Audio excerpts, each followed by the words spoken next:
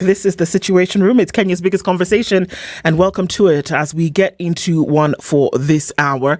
Our live streams are on YouTube, Facebook, and on X. If you're clicking in on socials, our audience on KTN. Good morning, everybody. And we're getting into one that might rattle us just a little bit this morning, but necessary for us to have. Spending for progress or piling on debt? It's a conversation we're having this morning, and both our guests in the studio. Dr. Stephen Gachie is an economist. He'll crunch the numbers in the room for us today and tell us where all of this is coming from and where we're going. Justina Wamae is a champion for economic democracy. We must all be involved in this thing, and she's here with us. Lady and gentlemen, good morning. Morning, dude. How are you? Fine. Yes? Yes, Dennis. Hata mimi nakuona. Good to see you, finally. Finally. You're well? I'm well, kabisa.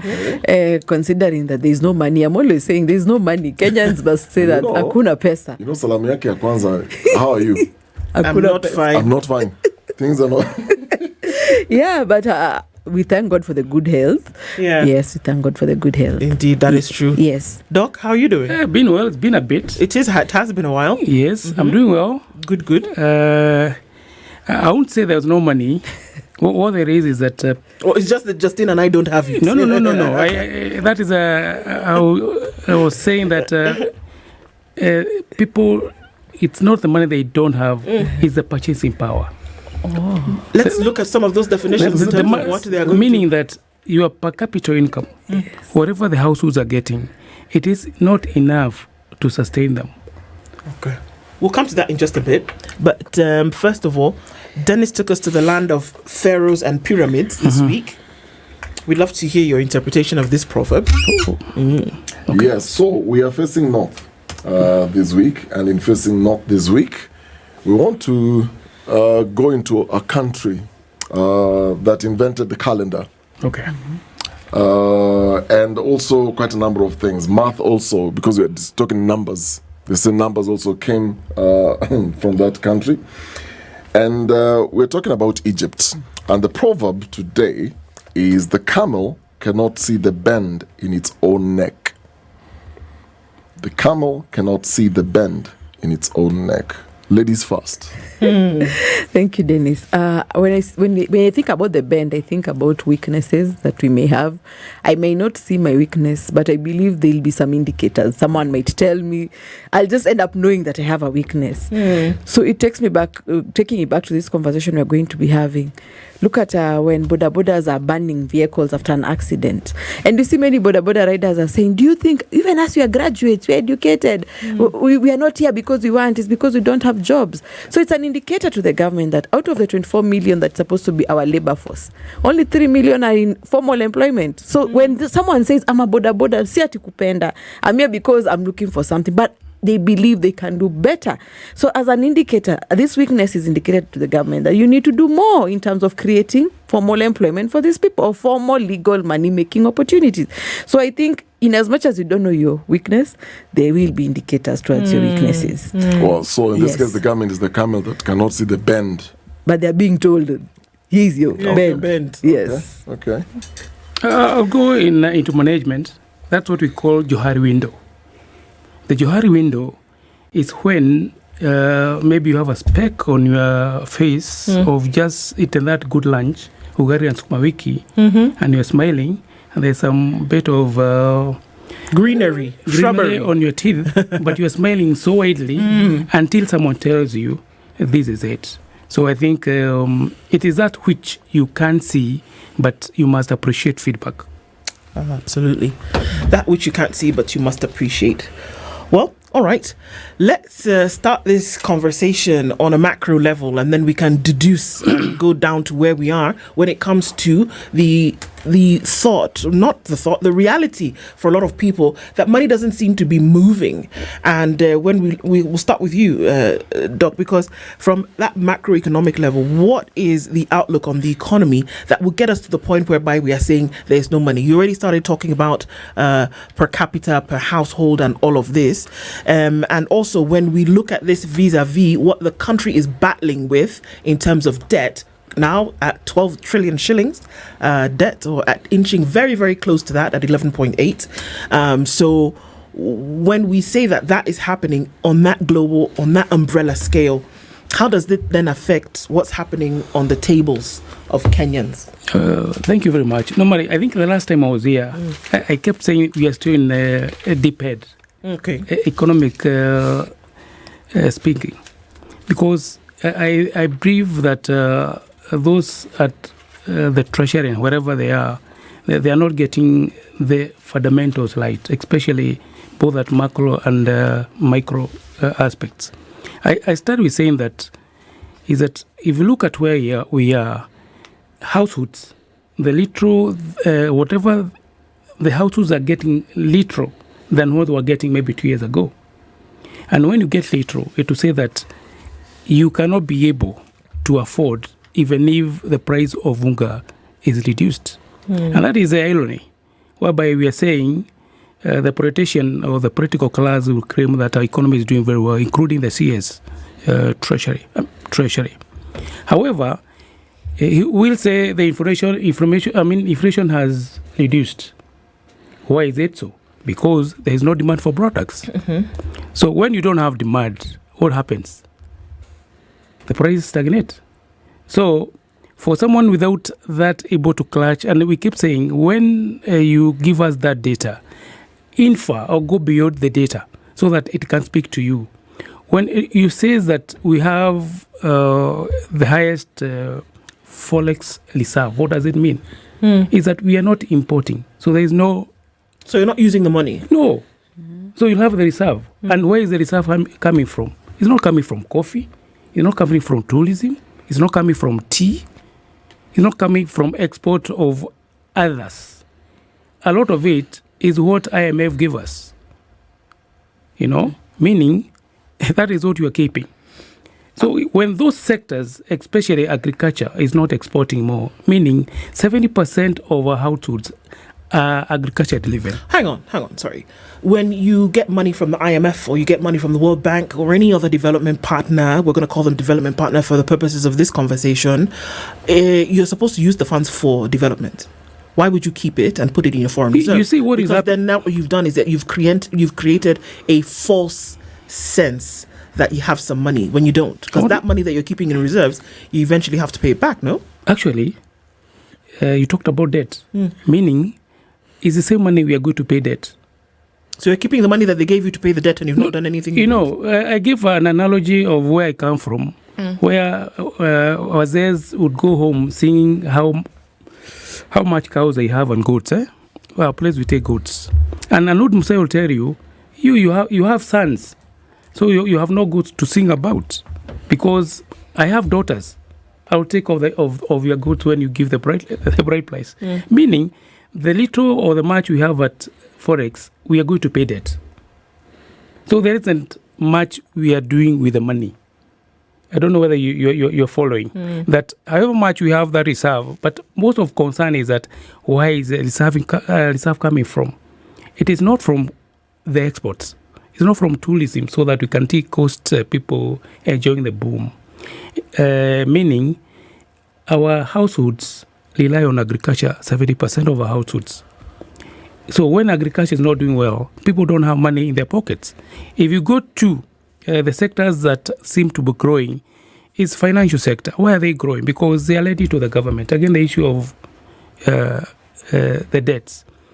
Why is it that the construction industry is not expanding, and yet we have the affordable housing? Why? One, for me, maybe there could be what we call, when you do infrastructure, there could be capital fright, that people who are doing that, when they get the money, it's sticking out there. Maybe where we are buying the raw materials. Otherwise, when you do a capital expenditure project, you should feel it, because there is that trickle-down effect of resources. So in all, what we are saying is that there are some fundamentals economically the government are not doing right. And that's why people who are in the business are saying there is no money because you don't have resources to go and buy. So the demand is suppressed. So, Justina, where you would ordinarily get the resources from is if somebody or people on a large scale purchased either goods or services. That's when now you then get what we essentially would call a float to then be able to do these things. But so if people are not purchasing, then you as the manufacturing or whatever sector then don't have the power to also purchase on this other side. Yes, you don't have the power. And again, when you say that, oh, let me try and take a bank loan, you will not be able to repay the bank loan because you do not have income. Remember, they're telling us that the interest rates are now at, I think, 12%, which is fair enough. But I think government is lowering the interest rates. The CBK is lowering the interest rate to make it easier for government to borrow. Remember now, when we look at the domestic debt they have around 6.5 billion in terms of domestic debt. Hence, they have crowded out private sector. And banks are saying, Justina, is a risk. But government, I'm going to recoup my money. So that is where the problem is, because government is thinking, when we buy bodas and give 100 bodas in a constituency, we are helping people. You're not. Focus on the factors of production. Focus on the labor, taxes, energy. If when you listen to many bodas, they're like, yeah, I used to carry someone using 50 bob this distance. Now, because of cost of fuel, I had to add the money to 100 shillings. And then they're saying, we're not getting customers because the customer is saying the alternative of a boda is walking. So you're ending up to save money and you're not consuming. So it goes back to when I told you, the last time I was here and I told you that as a politician, I rebranded to a champion of economic democracy because I realized the gap is that politicians say, we never have economic conversations in our politics. And that's why you've seen a politician telling us, oh, the finance bill is a very big document. I could not read all of it. So why are we throwing out the economic conversation? And that is where the issue is. We are talking about social justice, that the police are taking bribery, the police are putting up Trump charges on you. Trumped up charges, yes, on you, because they want something. Why is it? Because everyone is looking for that money in a way that is not right, and then we end up having issues. So I think government should focus mostly at this point. It's not about giving anything to people. It is about policy and legislative proposals in terms of land as a factor of production, in terms of labor, in terms of energy, in terms of even materials. These policies exist, though, Justina. Look across, government agencies, look across the departments. Let's just take agriculture, for example. There is a government agreement in place between the UAE and Kenya to supply or to create, so government will create a conducive environment where these things will be able to thrive. But the issue is that sometimes we put the cart before the horse. That sure, so UAE on this side is waiting and is looking for Kenyan, grade livestock because they are heavy consumers of the meat, goat, ram especially. Right? So went and signed the deal, then now came back and said, okay, now Kenyan farmers, we need to now set up something so that you will now be able to have the grade meat that we're looking for, and then we'll facilitate for export. So you just produce, we export, produce, we export. But then what happens at the back end when you're trying to insist or that you should make sure that these farmers have everything that they need to feed this cattle properly? Are you making sure that the cost of production to put into the livestock is low? How then do we focus on the policies of making sure that the factors of production, like you talk about, are actually at the top of the table? Because otherwise the agreement sits and starts to gather dust on the shelves. I agree. And there are very many examples of things like this. I think what comes to bite us as a country is something we call scarcity mentality. If you look at all sectors in this country, they are not really working. The only sector working is politics. And people are realizing that the factor of production in politics is connections. That now I have been part of this agreement with the UAE. Justina wants to do everything. She wants to supply. She wants to benefit. And that is why I think they end up frustrating even implementation. They cannot give even farmers incentives. I want to be the only one who is supplying to UAE. And that's why you even hear issues of there's some politicians or in positions of power who even are supplying to Kenya Meat Commission. They do not want other Kenyans to benefit out of it. So I think when we grow the economy, it eases out the pressure of the only sector working is politics. So Justina has to go there. Justina wants to benefit from the factor of production connection, which is not even a factor of production in the first place. So it goes back to sabotaging what other Kenyans can benefit from, because you do not want competition from other Kenyans. You want to be the only one who is benefiting.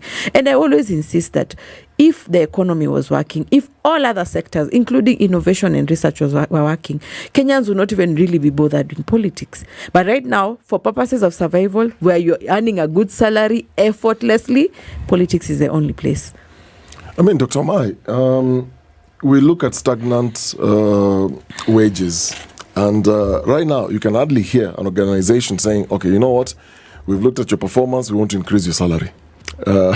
With this economy, it's not really happening. Even bonuses, the institutions where ordinarily in the past years, because of good performance, the reviews will be done and people get bonus. Today, it's not happening. And I'm even speaking about KRA. They used to get bonuses. Now they're not even getting bonuses. Then there's the question of rising taxes. When these two happen, and this is for salaried people, then it's shrinking what then you'd call the middle class. Atujaguza mama mboga, mtu wa bodaboda bado. So we are having a shrinking middle class because people are losing jobs. Those who had permanent jobs are now getting contracts. Those ones who were earning salaries, expecting every year that there will be a review, it's the same. But the cost of living is still going up. Taxes on this other side, they're still going up. So you are still in this same house. For example, you are renting this house for, let's say, 50,000. But the 50,000 you could afford 5 years ago, 6 years ago, 10 years ago would be different. You still have the same salary, but then, like you're saying, the cost of everything around is going up. So what does this mean, translate in terms of purchasing powers? You have people manufacturing products. You have people who are doing imports. Give us an overview how the trickle-down effect, when you don't have purchasing power, then how it ends up affecting the people who are in manufacturing, people who are producing, to the farmers, we're talking about agriculture, and how then eventually it affects the economy. Consumption drives production because you must consume so that the industry has to produce. What is happening is that, and you mentioned it, which is true, that the middle class, those are people who drives consumption. If you throw back to what Kibaki did successfully, is to enlarge the middle class, who now drove a lot of consumption and a lot of production, and the ecosystem thrive. What is happening now, we have that the government, especially on taxation, keep on taxing the same people more and more. So what means is that what you are taking home keep on shrinking. And when it shrinks, then therefore, is that it's eroding your purchasing power. The industries that have been producing, they don't produce more because people are not buying. So the issue of bonuses now becomes the issue of survival. That you just want to keep your establishment. Otherwise, the alternative is very expensive because you may be persuaded to lay them off.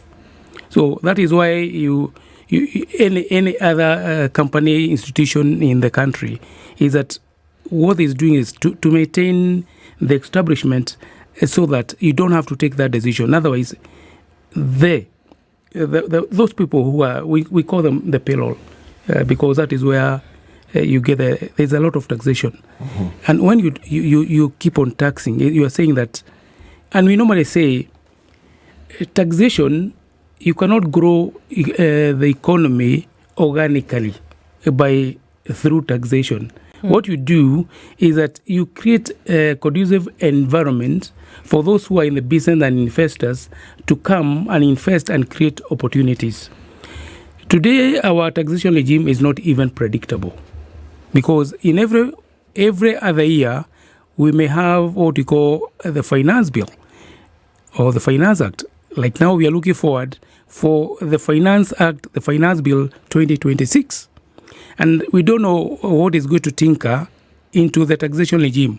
Meaning, if you want to invest, you'll be saying, which way do I go? However, if the government taxation regime was predictable, therefore, you'll be able to plan for your resources, even your payroll. So I think that is the biggest aspect. But before it goes from my mind, I want to say what to add what Wamae was talking about. and you are the one who asked about this agreement about the European Union. I think we should always start with the end in the mind, because Europe, another jurisdiction, is equality and standard. So the producers of beef, of mutton, from Kajiado, if you go to the households, are there any quality protocols that you are being told when you have this livestock, what is that you must do so that you be able to sell it to the European market? Or is it just what we are calling, was it immunization? What was it? The vaccination. The vaccination. Is vaccination equal to quality? And then what other steps? And if you look at our sector, Juakari, why don't we progress? Because we lack standardization and quality control. Why?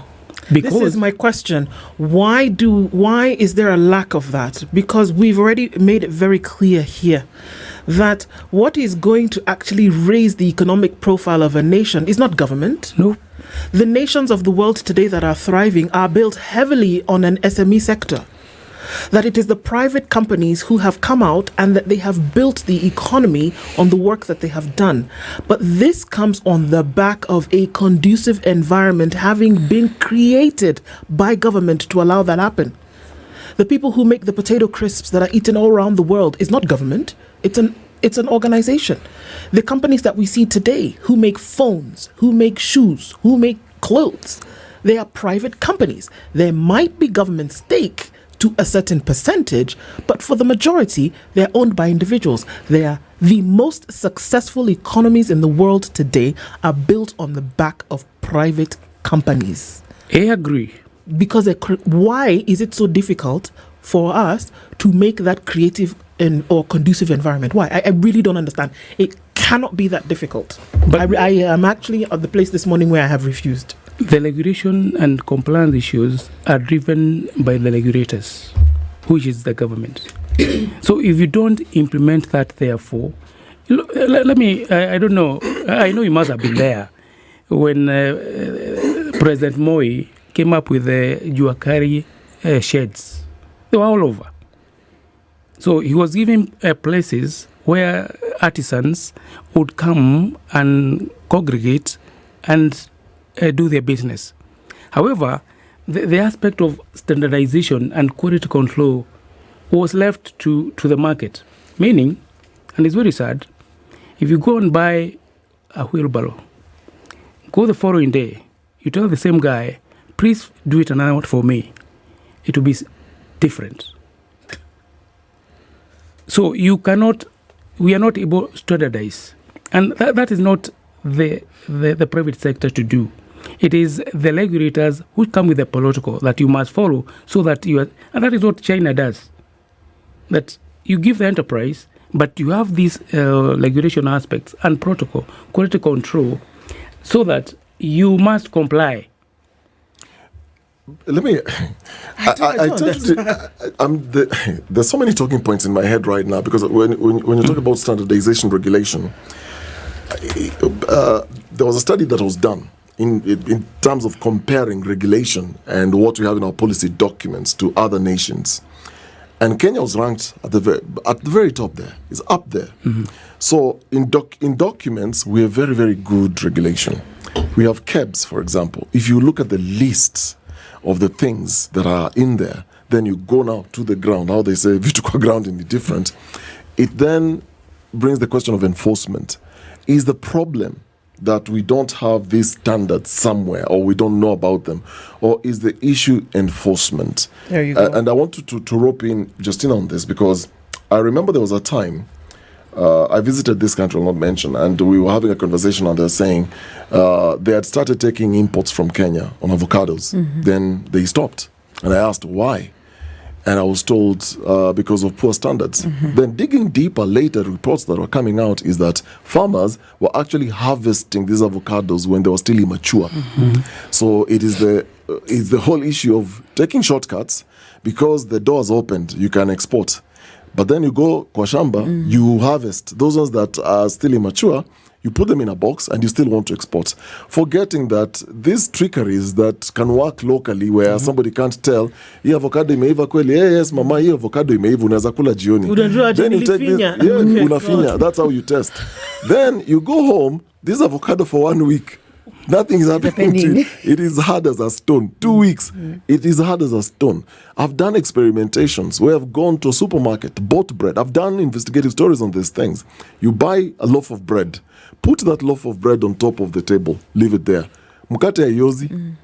3 days, the thing is still there. It's okay. 1 week, it's gone past its sell date. But the thing is still there. You go to our meat products, the ones that you've mentioned. The meat products are laced with a lot of preservatives that this same meat, actually, the more it's aging, the more it looks, the more red it looks, and the better and the fresher it looks. And there are challenges around this. And Justina, what really then is it government? Because we can say government is not doing this, government is not doing that. But we've had a baraza here where there was a mama mboga who said, look, I can't buy onions from which place is this? Nakuru, Nanyuki, Naivasha, Narok. Yeah. I have to go all the way to Tanzania.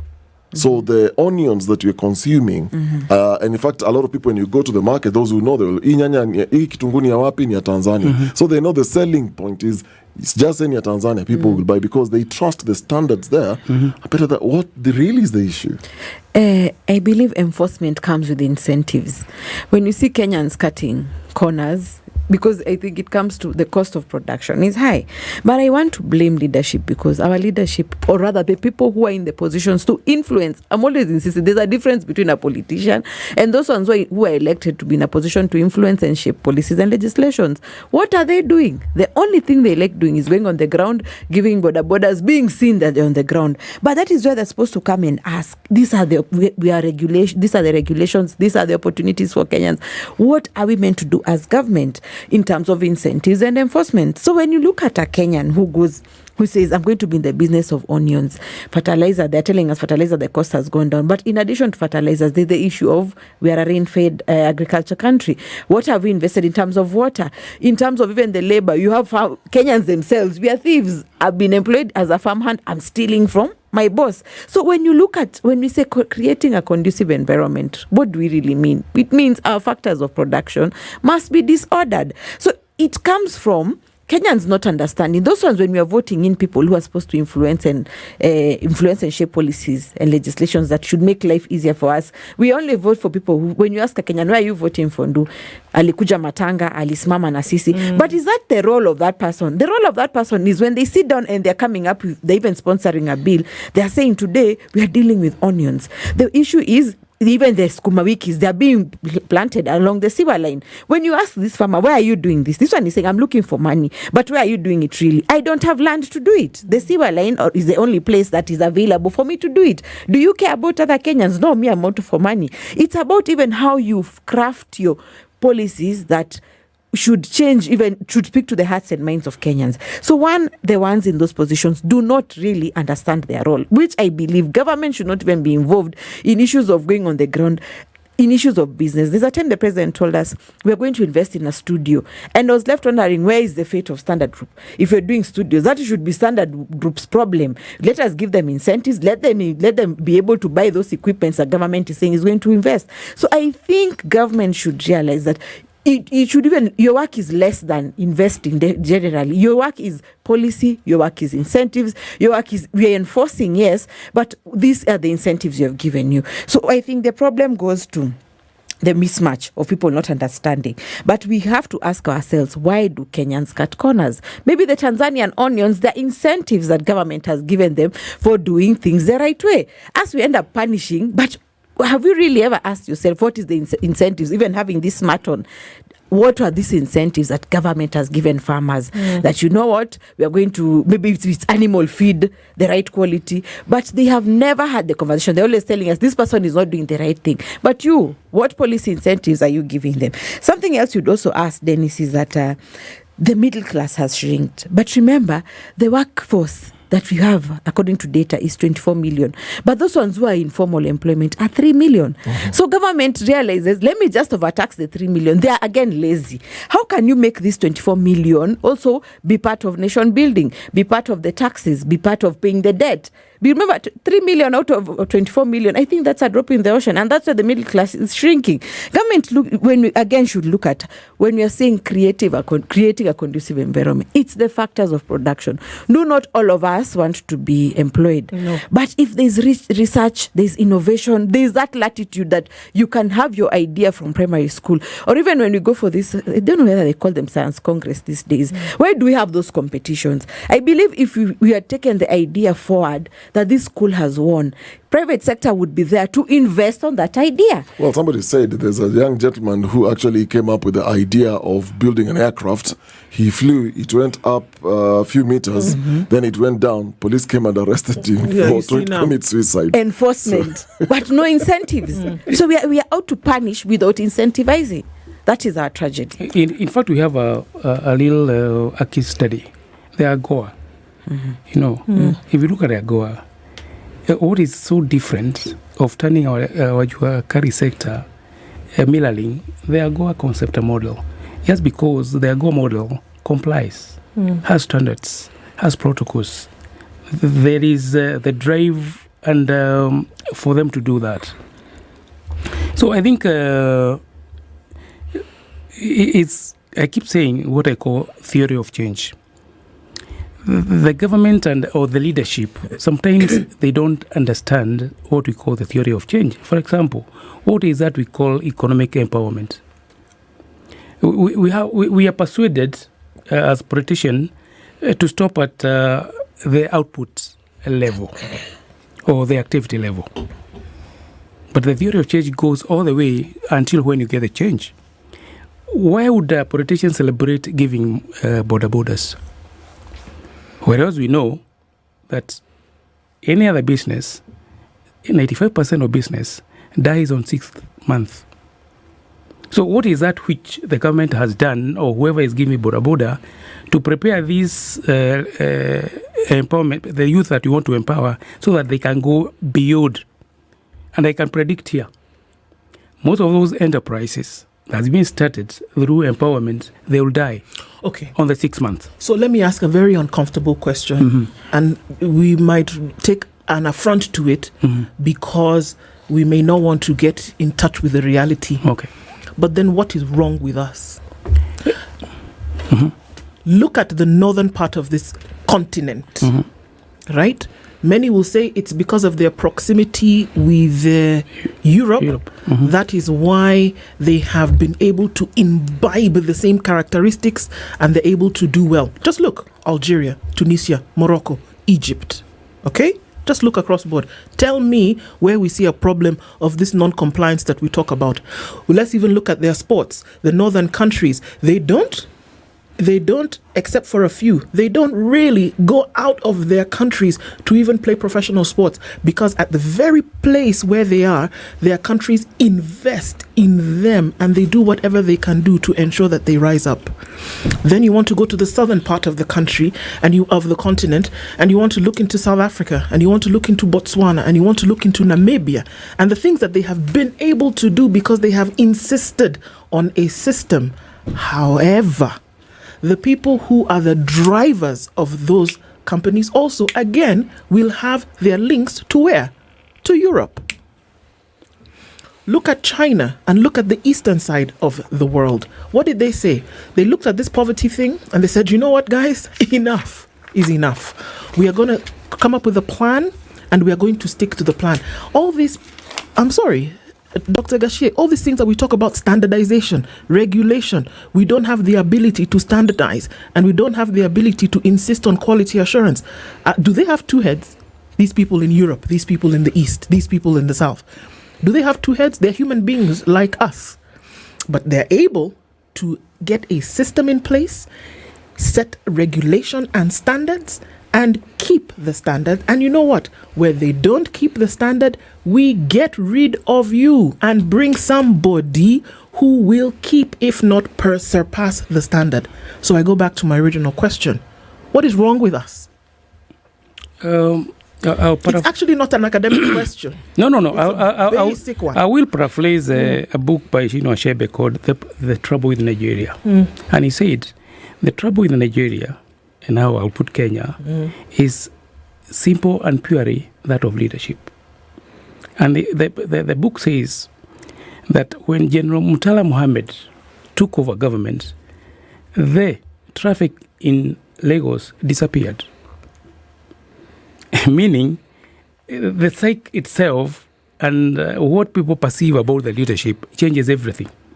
It's about our values, integrity. You know, if our values celebrates cutting corners, that is it. You know, what do we do with the people who are corrupt? What do? We put them in the position of leadership. Is that the same person whom becomes a leader within the sector where you want regulation, standardization, and quality control, and you want him to offer leadership? So until we change our values, our integrity, then I would say we are poor because we are poor. It's nothing about the regional positioning of our country. Why do I say that? Go to Namibia, go to South Africa. I've been there. Go to Malawi, go to all those West Africa. I do a bit of assignment there. You get Kenyans driving successful enterprises. The man who came up with the blueprint for the metro system in London is a Kenyan. It's Professor, he's called Professor. So what happens when you I'll get the name. So what happens when you remove the person from that system? What's wrong? And he's the same guy who is consulting the metro in Dubai. Yeah. So, I'll get the name. It's called Professor Washington Salmon. So it's about Okumu. It's about. I'll give a name. I think I have it in my back of my mind. So it is our values, simple integrity issues. Nothing else. It's not about our middle name, Dennis. It is our. You know, it's so sad. This morning, Ndo and I were just having a casual conversation, and you're talking about education. And you know, we were saying, you look at standards of education today, what you're subjecting our children to. And both of us are saying, you know what? If you're to look for another country to take children, you'd rather take them to another country where education works. All these people who are in charge of these offices, including the CSs themselves, all their children, none of them is going to CBC. Most of these ones have their children in Australia. Everyone was money. You get to a position of power, the first thing, make sure your kids are out of this country. Take them to South Africa, take them to the UK, take them to the US. Nobody is taking their children to our local schools here. And how then do we reboot or reset? Because it almost feels like we've been in this cycle for far too long, and things are getting worse. The young who are now rising up, I've seen what the adults are doing. Now you have schools that are striking and doing things that ordinarily in previous years, you at the mention of the name of this particular school, you think discipline, structure, very well kept.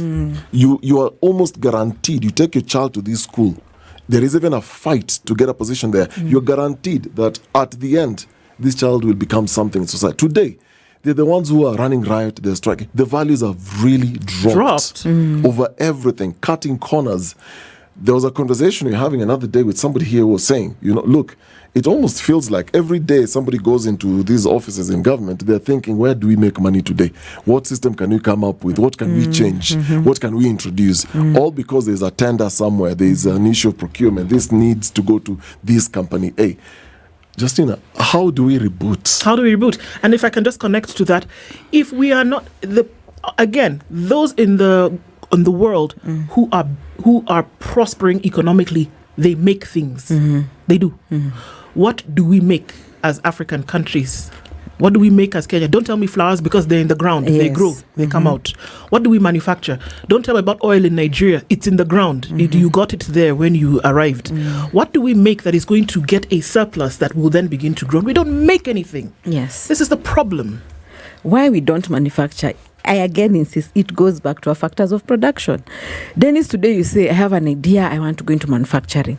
I'm telling you, before you get approval, there's a CS somewhere who will ask for money, and that's why you see companies running away, because they ask for bribery. There are so many red tapes when you want to start a company. Maybe you want to buy land for that place, you're conned of 200 million. You see, our factors of production are not right, and that is why I always insist, if we are to move forward as a country, we must order the disorders in our factors of production. When you talk about the quality of education and the standard, I think what is affecting the generation, our time used to be told, when ukisoma utapata kazi nzuri. Right now, there is no motivation for you to go to school. People are saying, I've seen my cousins, I've seen my brother, they were first class honors, they are still at home. So people are no longer seeing the value. The younger generation is no longer seeing the value of education. And that is why I've always insisted, I don't even think it's about the curriculum. We should link our education to our economy. Where do we want to go in the next 30 years? Who do we need? Which skills do we need? So that when we are pushing that agenda, we are saying, if it's doctors, we have to have these skills, this skill set. If it is architects, anything. Let us look at from the end in mind, as Dr. said. What is our end? In the next 30 years, we want to be here as a country. And that when you even talk about China realized, speaking about the camel, their bend was overpopulation. What did they say? Let us have our strategy, road and belt. They come into Africa. Where are they investing in that? They have realized we cannot deal with our overpopulation, but we can go and use our skills in other countries. That is when we say linking our education to the economy. Kenya should look back and ask, what is our competitive edge? China's competitive edge is the road and belt. So that then they realize we're investing in this, and that's why you see even this Talanta Stadium, you hear that even prisoners from China are part of the labor force, because for them they're focusing, if we are to achieve or rather deal with our bend, which is overpopulation, then even our labor includes the wafungwas who are eating our money. You know, as a prisoner, you're eating taxpayers' money as food. Then pay for it. Use your labor to pay for it. So what we lack is that vision. But I'll also say, what is our problem? I've looked around and I've realized this conversation we've always had, the national cake. People are saying, oh, these people are entitled, these people are doing this. Have we ever stopped to ask ourselves, if there's a national cake, was it there miraculously? Did anyone bake it? Have you been part of baking that cake? What were the ingredients? Do we even have a cake now, 62 years after elections? Are we after independence? Do we really have a cake right now? So the conversation should be, are we baking a cake or cooking ugali? What we have in this country is politicians or people who are in those positions to influence and shape policies who focus on spending. Then you'll hear even your MCA telling you, Nita wajangia barabara. Then they're just focusing on spending. They should be telling us how much or what are they going to do to increase the wealth of the nation through factors of production. So when we move away from thinking there's a national cake, an elusive cake somewhere, towards now we are baking that cake or cooking a ugali to make it Kenyan, then we will start thinking ideas beyond spending. So our issue is the national cake. Dr. Gachie, there's somebody here, Langatum Simakweli, who says, for example, Kenyatta University engineering students during COVID period designed the best and cheapest ICU bed, which which can be massively manufactured and even exported to other nations. Government killed the idea. So it's not lack of innovation. We have a lot of young people who are in the tech space, very brilliant minds. There is even a conversation the other day as we were heading into the election, and they were saying, look, we need to rethink because of all these billions that are going into this electoral process. Let's think of blockchain.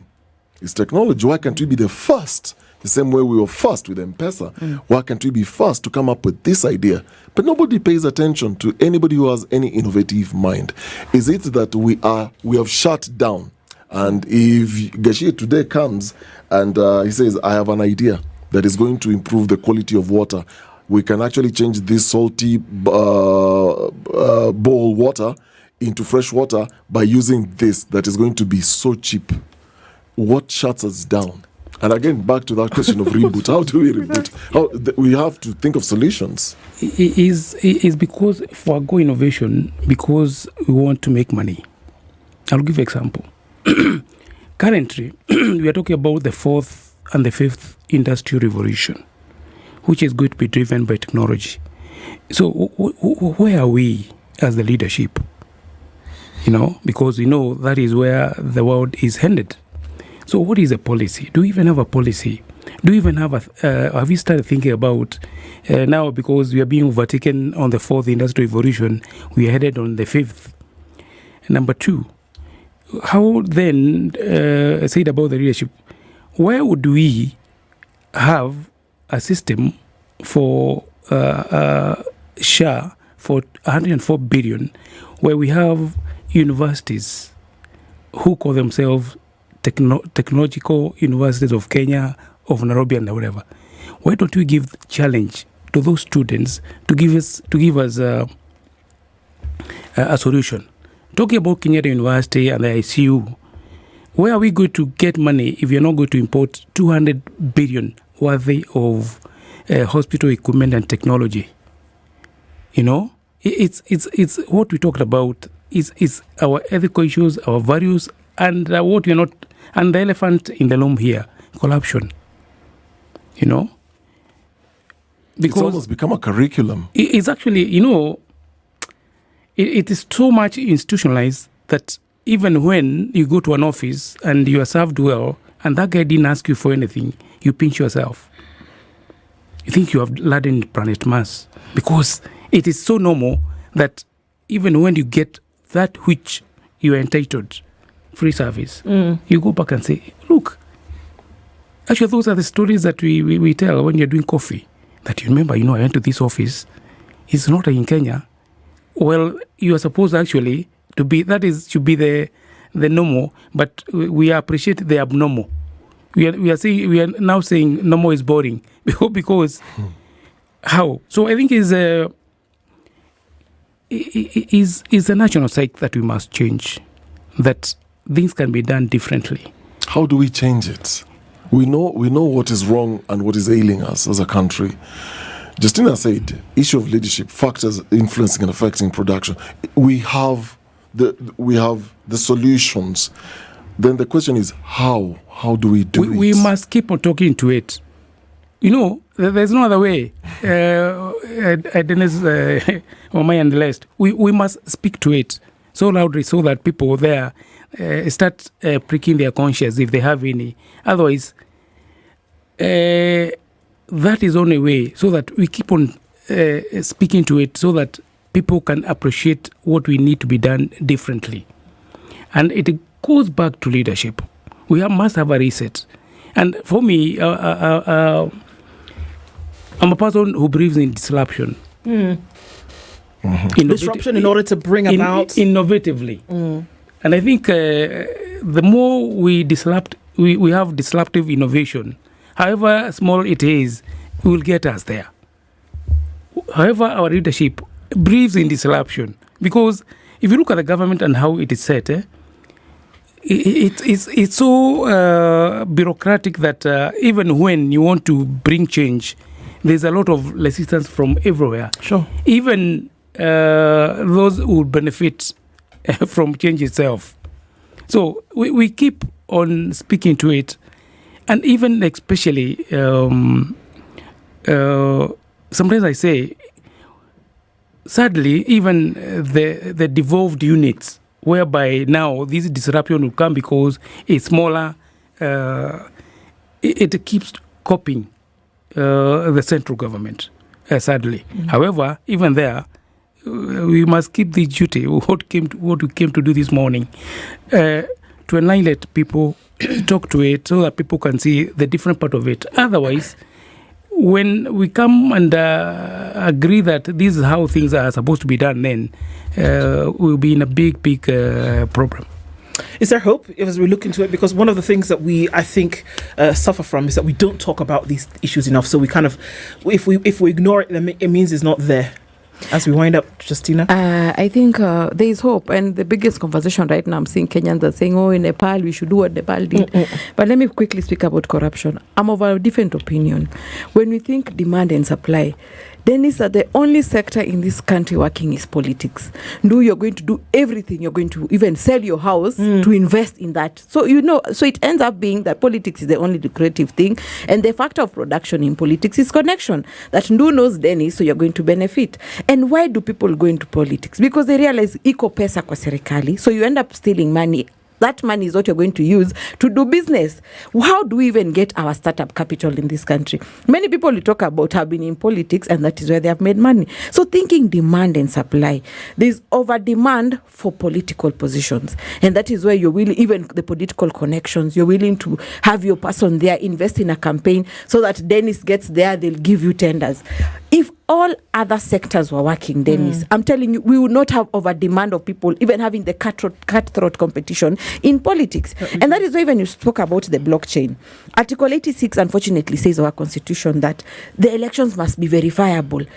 Because maybe they're thinking, to take a blockchain, we start saying, fungueni server. You see, why is it again so interest that it's an interest for you that lazima server ifunguliwe uone? We don't even trust technology because it's an issue of life and death. So maybe, I know this is the last minute you're giving me. And tell Kenyans, I've seen Kenyans saying Nepal has gone down, we should also do that, let us burn the country down. And tell Kenyans, before we burn the country down, let us try economic democracy, let us look at factors of production, let us look at how we fund counties, how we fund Article 43. Until we do that, there is room for change and we can give our country time. But saying we burn down the country, I highly disagree. The way to go. Dr. Stephen Gachie is an economist, and Justina Wamae, a champion of economic democracy. Thank you for joining in this conversation this morning. Have to keep it alive. Asante, it's 8:02. This is the Situation Room, the only way to start your day.